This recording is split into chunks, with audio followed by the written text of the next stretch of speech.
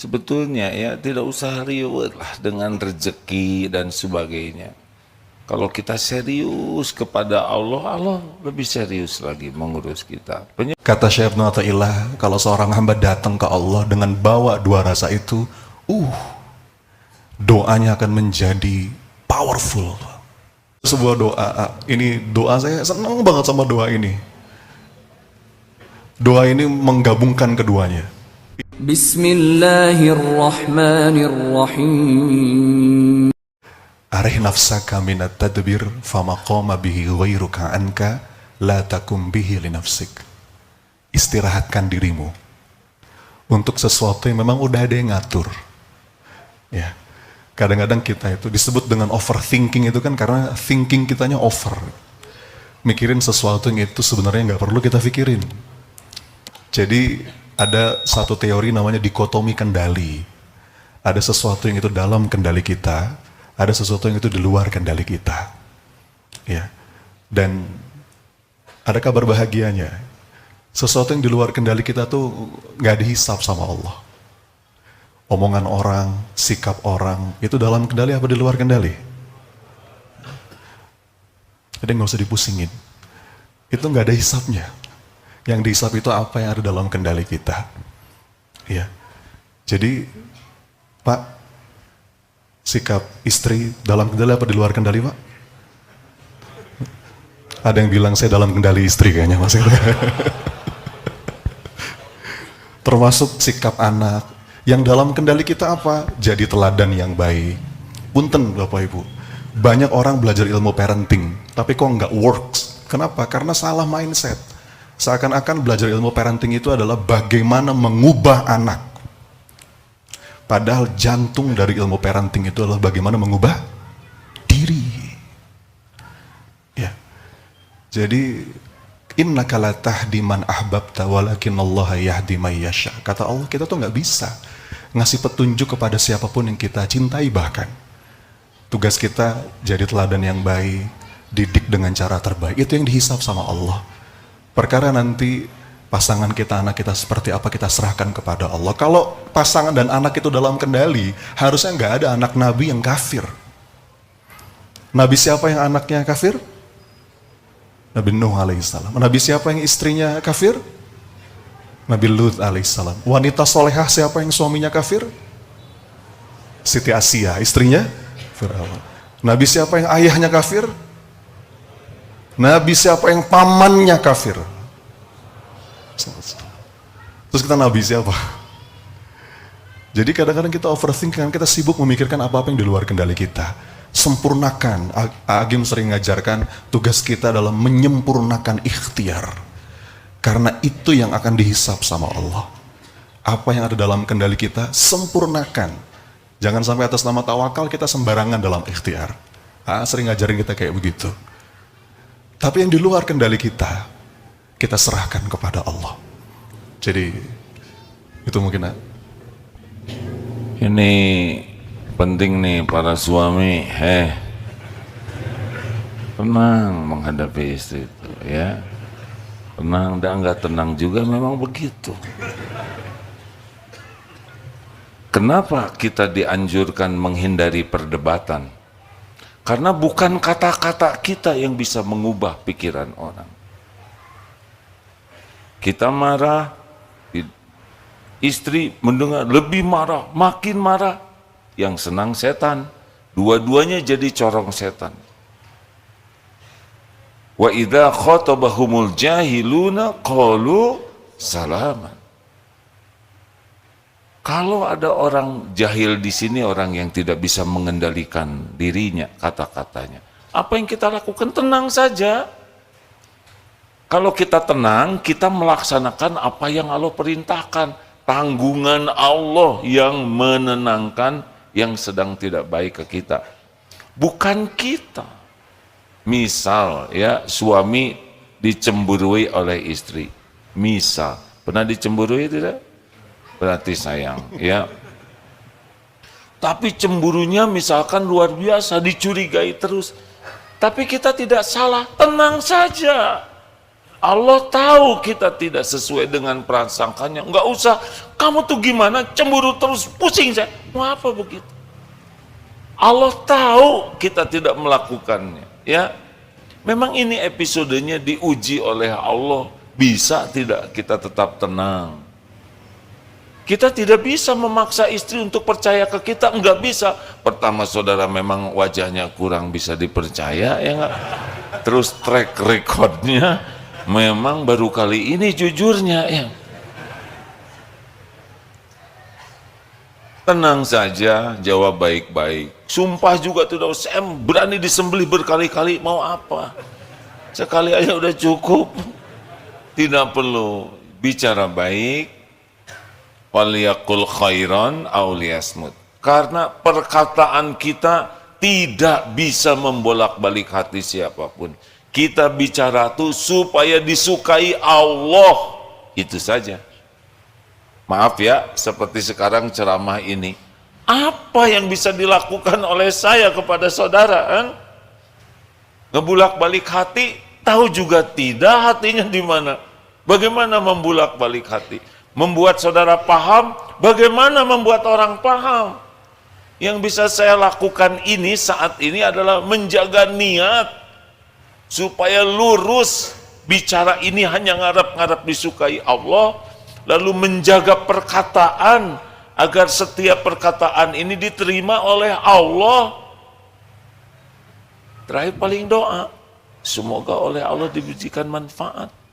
Cuman itu. Memaksa saudara paham, gak bisa, itu di luar wilayah. Makanya kalau nasihati anak, tidak usah pakai tegang emosi, karena bukan kita yang bisa mengubah anak. Nasihat kita itu amal soleh kita, udah. Pilihlah kata-kata yang ahsan, bukan hanya baik, tapi yang terbaik. Karena Allah menyukai ahsanu amal. Jadi kalau menasehati anak, sikap yang terbaik yang disukai Allah. Nanti Allah ngebalikan hati anak. Sama jadi guru, misalkan tidak usah acting. Ingin jadi guru teladan, mau apa? Jadi guru yang disukai Allah, sudah cukup. Selebihnya Allah yang menghujamkan, membulak-balik hati, memberi hidayah, memberi taufik. Jadi lebih simpel hidup ini. Kalau tahu orang tidak nurut, ya nggak usah marah-marah. Tinggal tobat saja. Jangan-jangan kurang ikhlas. Jangan-jangan kita banyak acting di dalam memberikan nasihatnya. Jangan-jangan kata-kata ini hanya untuk disukai orang. Kita sendiri tidak mengamalkannya. Allah tahu. Innallaha la yakhfa alaihi syai'un fil ardi wala fis sama. Sesungguhnya tidak ada yang tersembunyi bagi Allah, baik di bumi maupun di langit. Begitu, jadi lebih sederhana. Halo? Maka kalau saudara takdirnya jadi penceramah biasa, tidak usah segala macam acting kita lakukan, nanti Allah tidak suka ke kita. Walaupun orang banyak mendengar, belum tentu kita dapat pahala. Tapi orang berubah, tapi kita tetap tidak dapat pahala karena tidak ikhlas. Orang berubah, boleh jadi karena doa orang tuanya, boleh jadi karena kebaikan yang pernah dia lakukan. Memang ilmunya lewat kita, tapi tetap kita tidak dapat pahala karena tidak ikhlas. Jadi lebih simpel lah hidupnya. Begitu. Ini teh ngomong ini teh akhir-akhir ini, dulu mah nggak begini. Ribet ya, dulu penuh jerawat. Maaf yang jerawatan tidak ada kaitan dengan penderitaan. Tapi zaman diuji dengan popularitas dulu, dunia lah pokoknya. Aduh, stres sekali. Sariawan terus radang tenggorokan. Stres lah sampai saya mikir, kok hidup tuh menderita sekali, padahal di luar tamu sudah baris mau dipotret.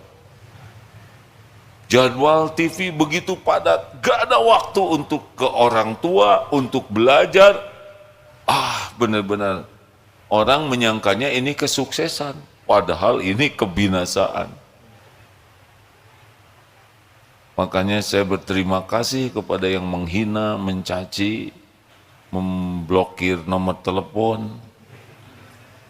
Dulu mah miss call sedikit, ini sekarang kering-kering juga, mati sendiri karena diblok. Alhamdulillah. Dulu sampai tahun 2007 waktu diuji dengan dunia popularitas, nggak ada Darut Tauhid, nggak ada sekolah, nggak ada pesantren. Sederhana sekali dulu ke sini, ya kan? Orang ke sini cuma datang melihat makhluk, oh ini jirimnya Agim.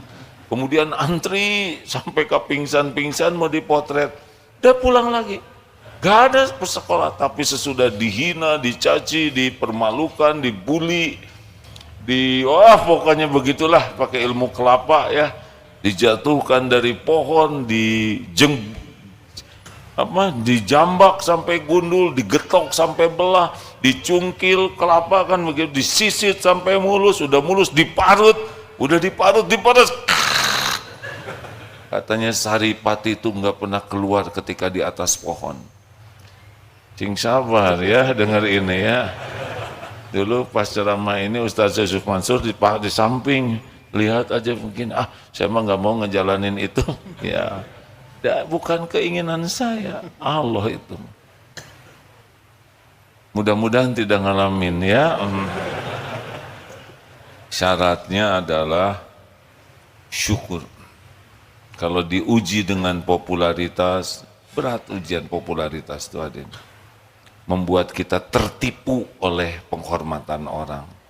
Kalau guru saya mengingatkan, pokoknya kalau kita di depan orang, yang diingat adalah apa yang Allah tahu tentang dirimu.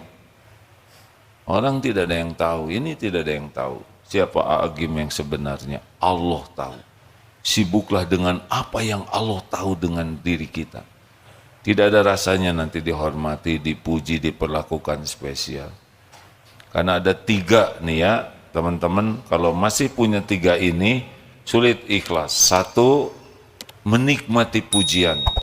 Kalau kita masih senang sekali pujian, kita baca komen-komen yang muji, giliran ada yang komen yang nggak enak, iya kurang ajar ya, doraka, begitu.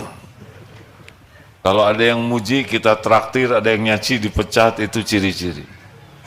Yang kedua, senang privilege, senang diperlakukan spesial, senang diakui, dihormati, itu udah gejala-gejala kita akan kurang ikhlas. Yang ketiga adalah senang dengan apa yang di tangan orang. Senang ditraktir, senang diongkosin, senang diberi. Kebaikan kita, kalau kita ngarep-ngarep sesuatu cenderung tidak ikhlas. Jam 3 pagi kita kirim WA, semoga Allah memuliakan akang yang diberikan rezeki yang melimpah. Pengen dikasih itu ya. Perhatikan 3 ini. Tapi kalau takdirnya ada yang muji, ini ujian.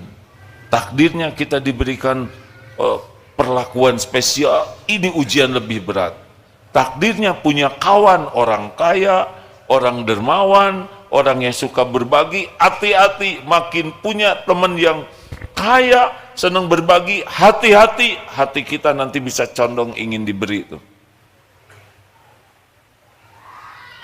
Lebih bagus punya kawan yang bokeh, ya nggak? Tapi jengkel juga, ya nggak? Serba salah. Ya udahlah, terserah aja, silakan teruskan. Bicara apa aja yang leluasa, ya nggak usah ragu. Masya Allah.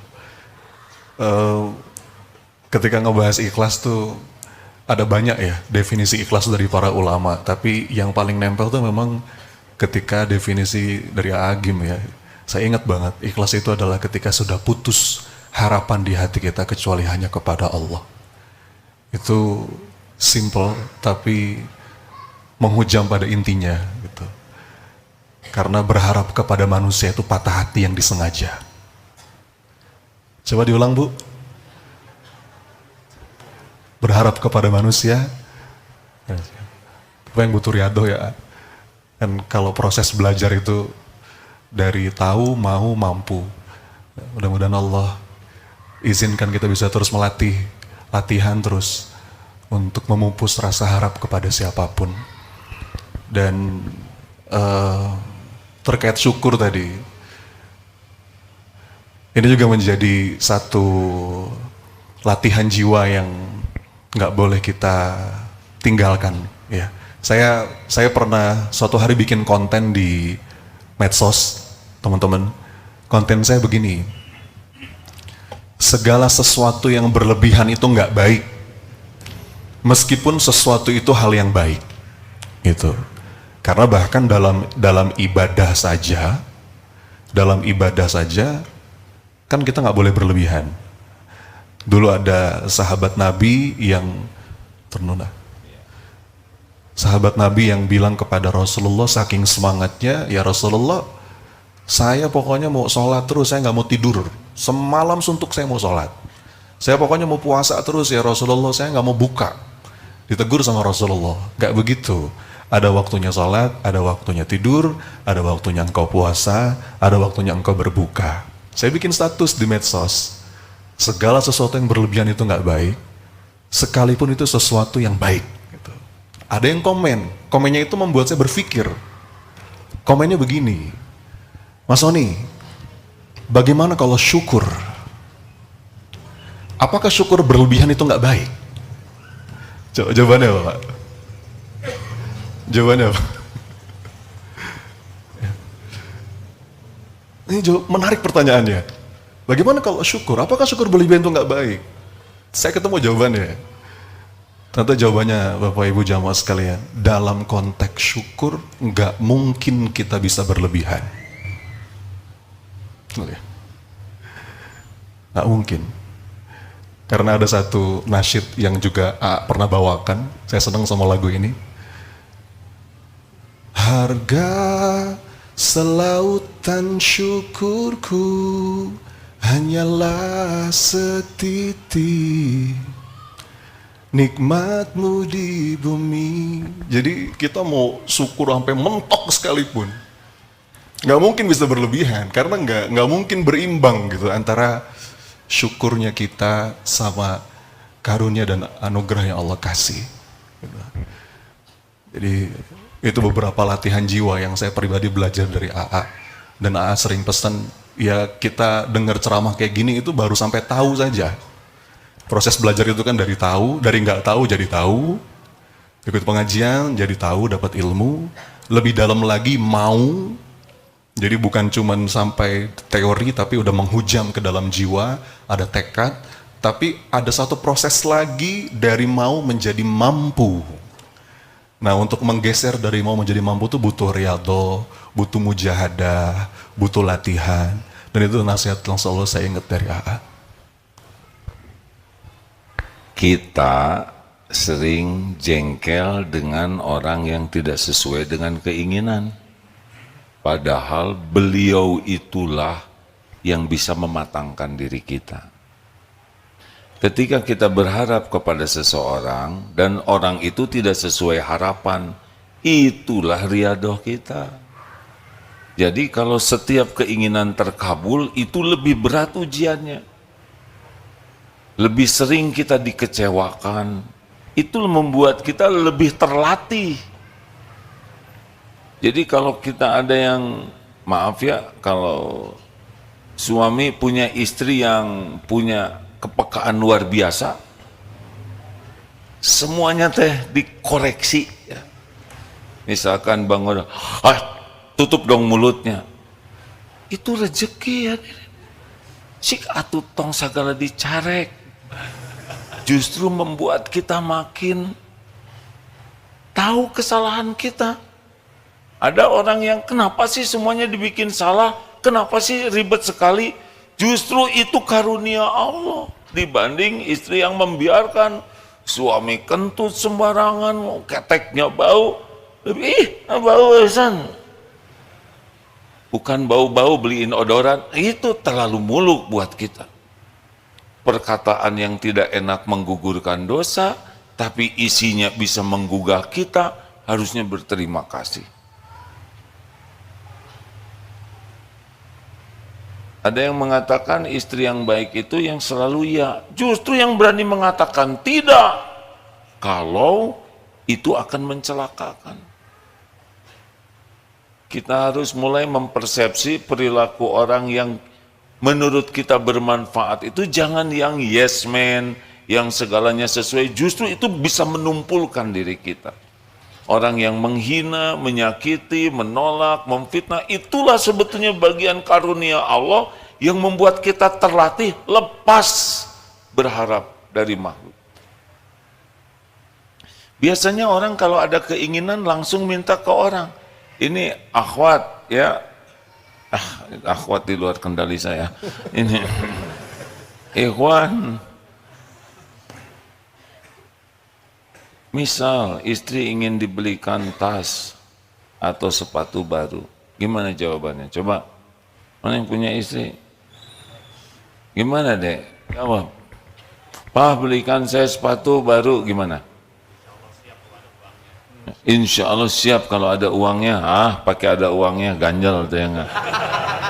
Pasti kata dari dulu juga ngomong gitu. Ayo, ayo, mari.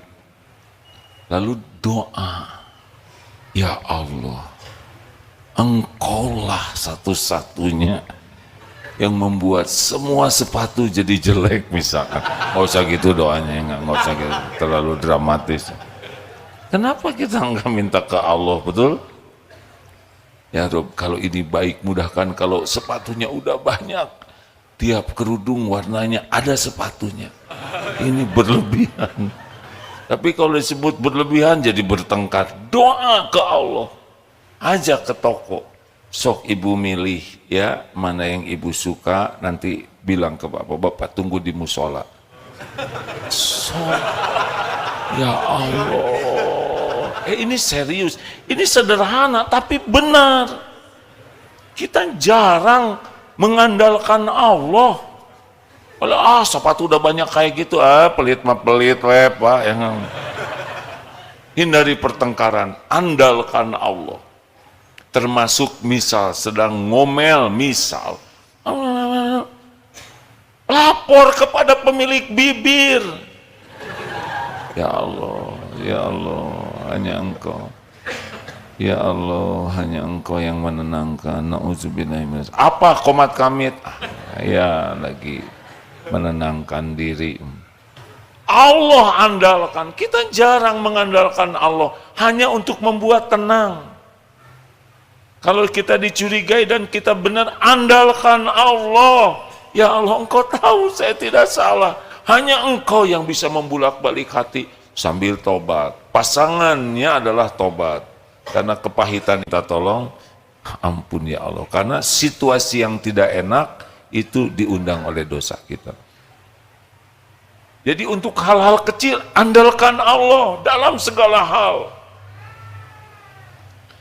Termasuk kalau ada kebutuhan yang sangat pribadi, suami istri, minta dulu ke Allah. Allah yang membulak-balik hati. Gak akan sakit hati kalau minta ke Allah. Dan Allah, wa idza sa'alaka ibadi anni fa inni qarib.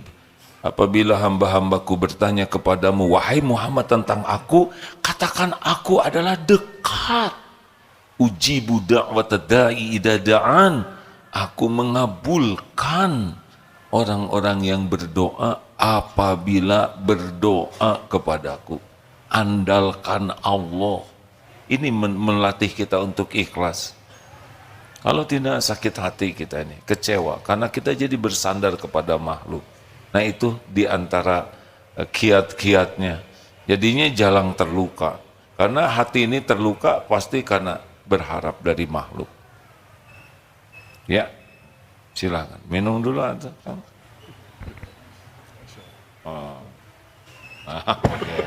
ya, amal soleh hadirin, mumpung tutupnya ringan. Ya alhamdulillah, silakan tambahkan, saya mau minum.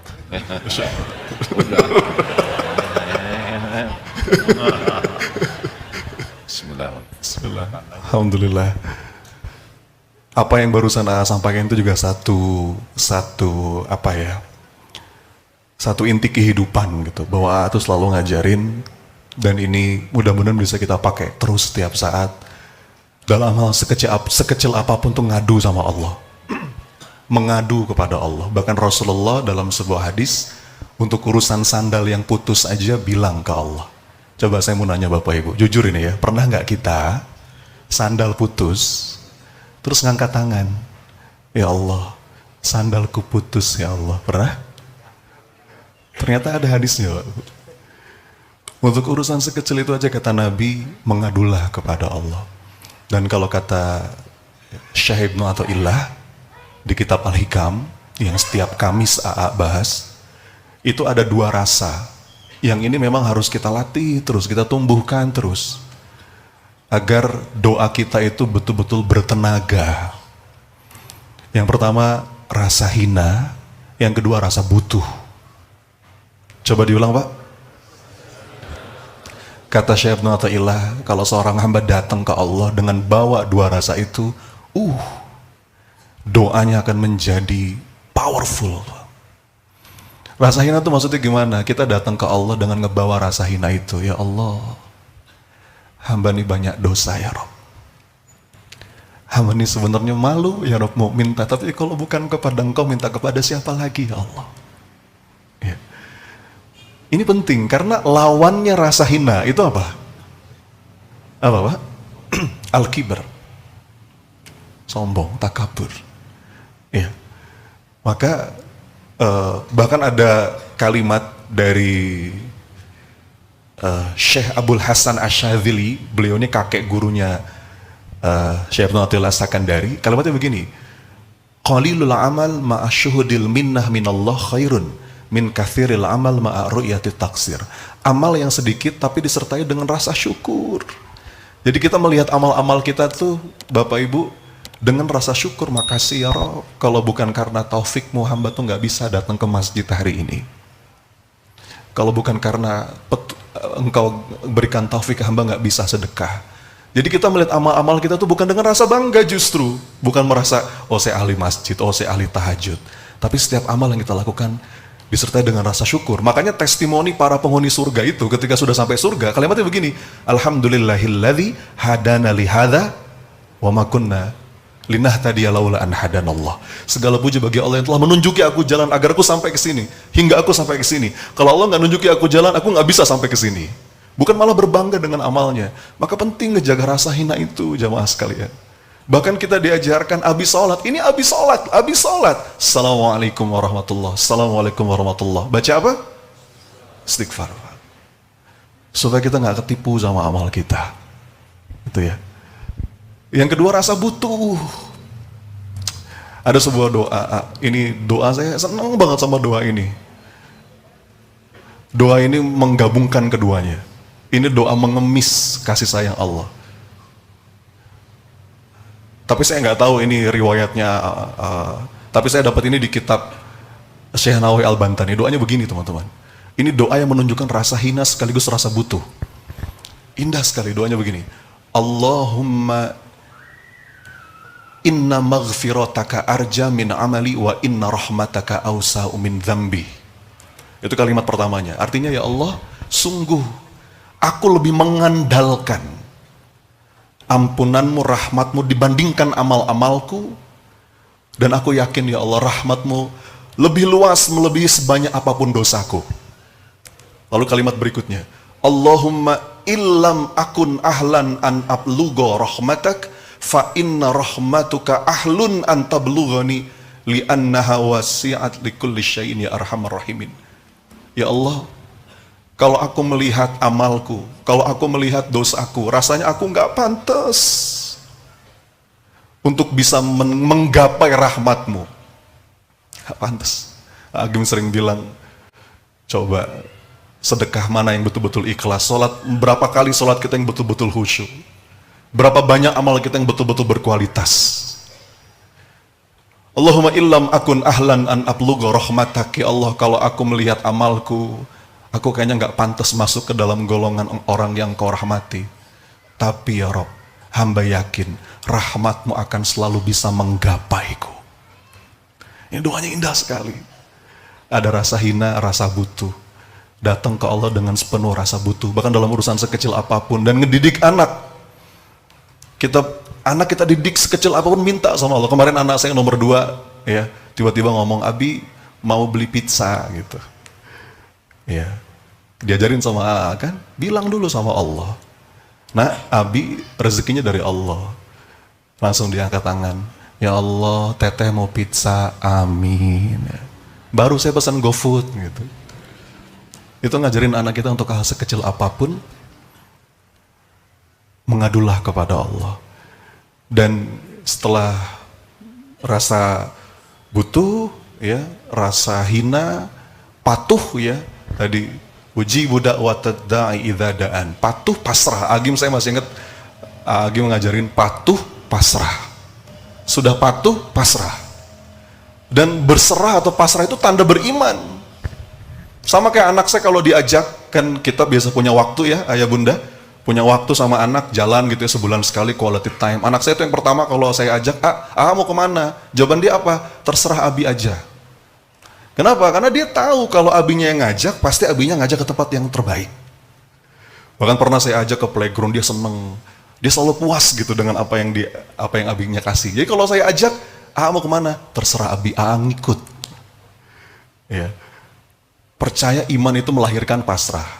Agak berbeda dengan terserahnya ibu-ibu yang ditanya mau makan apa. Itu agak beda konsepnya. Mau makan apa sayang? Terserah. Ketoprak ya, kacang, lagi nggak enak perut. Ya udah kalau soto gimana? Bosan baru kemarin soto. Terus mau makan apa? Terserah. Itu agak beda ya.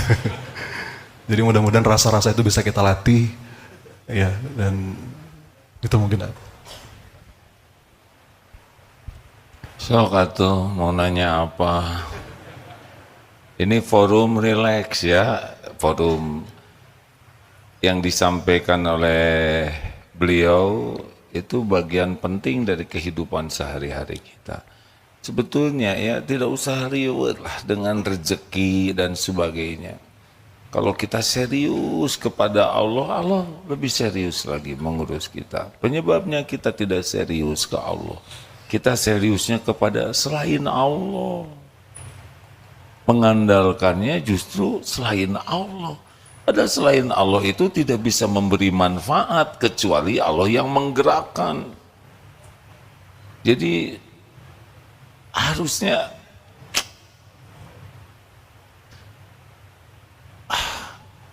dengan Allah tuh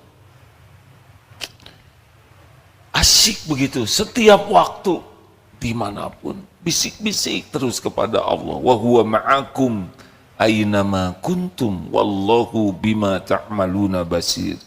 Dan dia Allah bersamamu dimanapun kau berada, dan Allah Maha melihat apapun yang engkau kerjakan. Asik saja dengan Allah. Bicara saja. Wahai yang Maha menatap, saya sedang galau, engkaulah yang menenteramkan. Ampun ya Allah.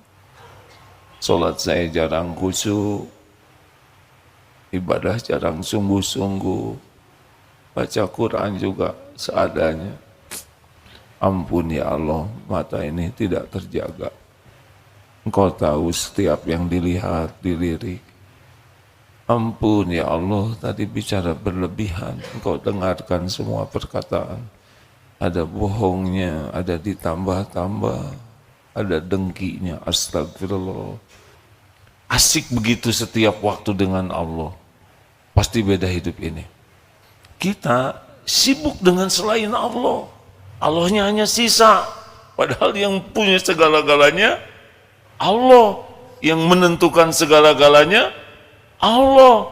Tapi kita sisa ke Allahnya tuh. Tidak sungguh-sungguh. Salat kita juga asal saja. Dan kita tidak menyesal salat kita tidak khusyuk. Jadi kesimpulannya kita tuh salah fokus, akhirnya gaplok, gagal fokus ya. Harusnya semuanya ke Allah terus, ke Allah lagi ya. Nah, gimana semuanya milik Allah? Benar? Semuanya dalam genggaman Allah. Semuanya hanya bisa terjadi dengan izin Allah, dan yang paling tahu yang terbaik adalah Allah. Jadi mengherankan sekali kalau ke Allahnya tuh sisa waktu. Aneh. Itulah sumber masalah kita, ke Allahnya sedikit keseriusannya. Dan jangan risau, walaupun ilmu kita dikit, kalau sungguh-sungguh Allah bakal nuntun. Walladzina jahadu fina lanahdiyannahum subulana wa innallaha lama'al muhsinin. Al-Ankabut 69. Allah kalau melihat kita sungguh-sungguh, nanti Allah tambah lagi ilmunya. Begitulah hadirin, gak ribet hidup ini mah. Gak ribet beneran. Yang ribet itu kita gak serius ke Allah. Lebih sering lupa, lebih berharap dari selain Allah, lebih sibuk penilaian orang daripada sibuk penilaian Allah, lebih sibuk ingin diakui oleh orang, ingin dipuji oleh orang. Jadi orang aja, padahal orang yang kita harapkan itu juga nggak akan memberi manfaat kalau Allah tidak menggerakkan. Aslinya mah hidup hanya dengan Allah. Kalaupun kita hablum minan nas, ya karena Allah aja yang nyuruh gitu. Aslinya mah kalau nggak ada perlu-perlu mah nggak usah ngobrol dengan orang, nggak usah ketemu orang. Tapi karena disuruh oleh Allah, jadilah kita ketemu untuk memberi manfaat, gitu, ya kan? Bukan untuk mendapatkan sesuatu, minta-minta dari makhluk. Jadi kesimpulan, stres itu karena kebanyakan mikir, kurang zikir. Harusnya bagaimana? Ini nyari yang nggak tahu jawabannya. Harusnya bagaimana, Dek? Nah, kreatifnya belum tahu kan? Harusnya bagaimana? Harusnya tiap mikir jadi zikir. Karena mikir bakal terus-terusan. Terus wae dengan Allah. Gitu. Mau apa lagi? Kita lagi nunggu mati, ya kan? Berikan aja yang terbaik. Oh, kalau saya sedekah, uang saya habis, gimana besok? Gini ya, dulu yang ngasih rezeki siapa? Sekarang yang ngasih rezeki siapa? Besok yang ngasih rezeki siapa? Ya udah, habis sekarang, besok ada lagi rezekinya. Emang besok jadi pelit Allah ke kita? Gak ada. Ah, bagaimana kalau saya pensiun? Pensiun aja. Memangnya Allah pelit kepada pensiunan? Tapi gaji saya jadi sedikit. Rezeki dari Allah mah tidak tergantung gaji. Gaji itu sebagian kecil karunia dari Allah. Benar? Pokoknya kalau ada nyawa pasti ada rezekinya. Lebih enteng kan? Kalau enteng berarti benar. Kalau nyesek terus berarti nggak benar hidup kita. Ya, saya jadi kepanjangan. Cukup.